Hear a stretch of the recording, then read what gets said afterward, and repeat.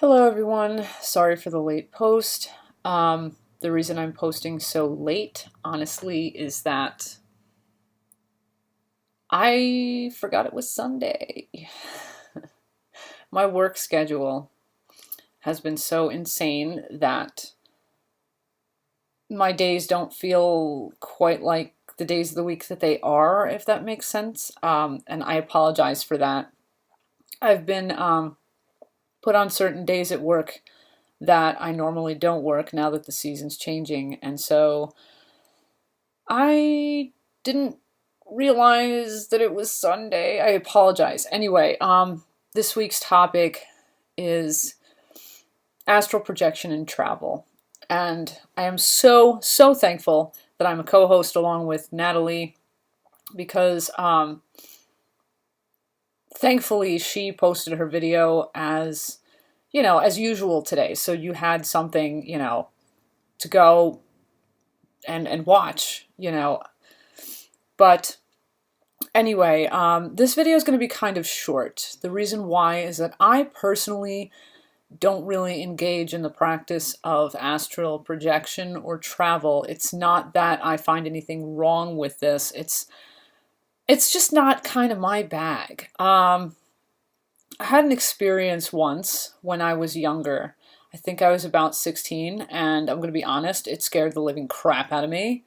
I was sleeping, and I guess at some point during my sleep, I sort of woke up a little, or so I thought, and I went to roll over, and to my shock and surprise, I saw myself laying there, and it freaked me out.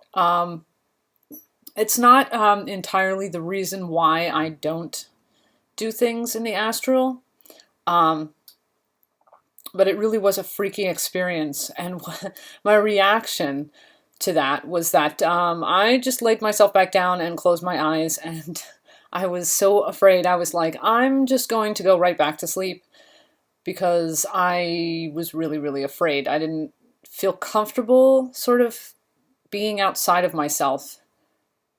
And though I sort of realized what I had done on a smaller scale without intending to, I don't know. I kind of personally myself, I don't dig being out of my physical body. But I know that a lot of people can find a lot of useful applications for astral travel. Excuse me, I just need a sip of my coffee. There are things that can be done with astral travel. Some people like to utilize it, for example, kind of along the lines of remote viewing, but it can also be used to convey messages or to, uncover certain things or to interact with others for various reasons. There's many reasons why you can astral travel. I will say, I personally believe that based on a lot of what I've read on the subject, because I have read a bit, I do recommend that if you're going to astral travel, if you're going to look into this and maybe pursue this as a practice, or if you do pursue this as a practice, you really want to, I think, put up some form of psychic protection. And the reason why is that you're opening yourself up. You're, in a sense, becoming a bit vulnerable to outside influence, especially on the astral plane. You're going to occasionally meet others or other beings that will not always be necessarily positive. So because that is a potential, you always want to be sure that you set up some form of psychic protection. And there are many ways to go about it. One traditional method is the exercise of the middle pillar. But there are other ways to go about it. I want to put a link in the description about, I'm going to link like a video in regard to the middle pillar, and it's something that not only can protect you, but it can also empower you. It tends to actually open up your psychic centers as well, and it kind of it lends universal power, I believe, to the practitioner as well. So the middle pillar is actually useful not just in psychic protection, but also in strengthening yourself. That said, what else can I say on the subject? Oh, one more thing. I don't know if others have really brought this to light, because I haven't really had a chance this week to really watch anyone else's videos, but I will say that if you're a person who has a lot of emotional issues going on in your life, and you have a lot of problems, physically, emotionally, mentally, whatever, you may want to try and balance those out before you astral project.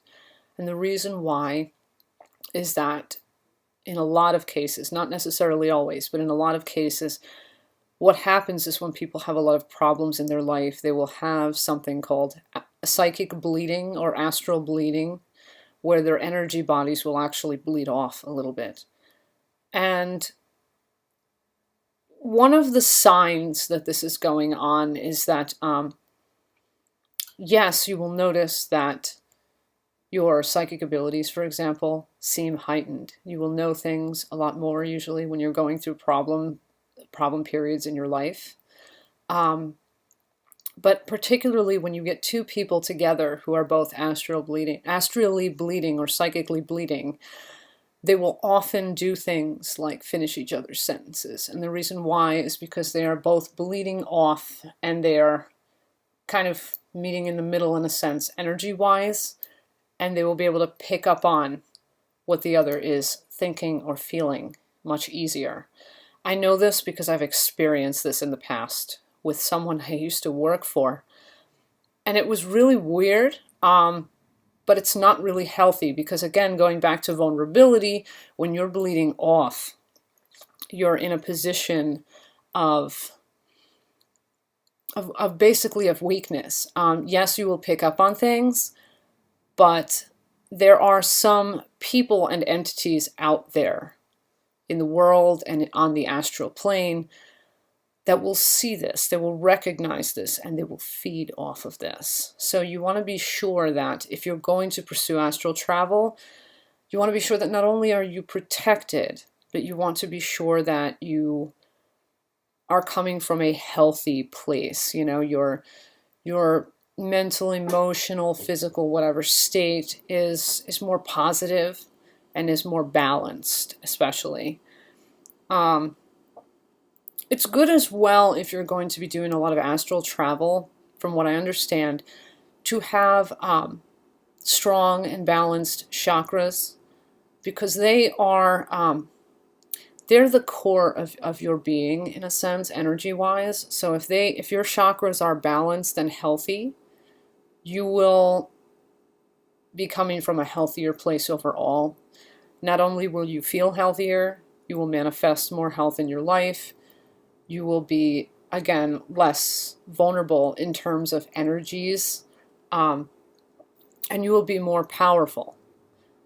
So these are some things to think about. I wish I really had more to say on the subject of astral travel, but unfortunately, I don't really astral travel a lot, because I personally don't feel the need for it, and not gonna lie, it freaks me a little bit out. It freaks me out a little bit, the whole idea of being outside of my body. So, I hope that the advice that I've given here might complement what others have said in their videos this week. And if you are an astral traveler, I wish you many safe and positive travels that gain you many insights and many, enriching experiences.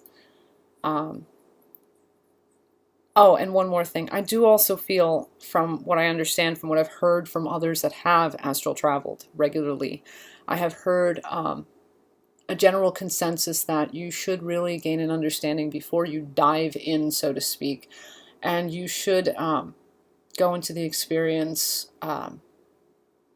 in a calm and rather confident way. If you're afraid, you are more likely to not just be hindered by your fear, but you're also more likely to possibly have a bad experience, from what I understand, from what I've been told. But this is secondhand information. But, you know, logic would lead me to believe that it is sound advice.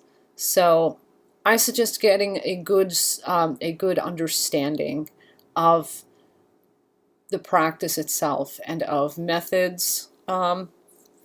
And again, once again, I'm just going to reiterate, you know, protection is a good thing. You know, balance out your chakras through regular chakra meditations, visualizations, whatever. You just want to really be coming from a very balanced, clear, protected place when you consider, you know, pursuing astral projection, and you do want to be somewhat informed on the practice. You know, you want to kind of have an idea what to expect. So you might want to do your research before you jump in and do it. So I hope this video, provided you some insight to the degree that I can offer it. And I wish you many blessings. If you have any questions, comments, anything, please feel free to put them in the comment box, and I will be linking a video on the middle pillar exercise in the description of this video. That said, blessed be and ashe until our next exchange.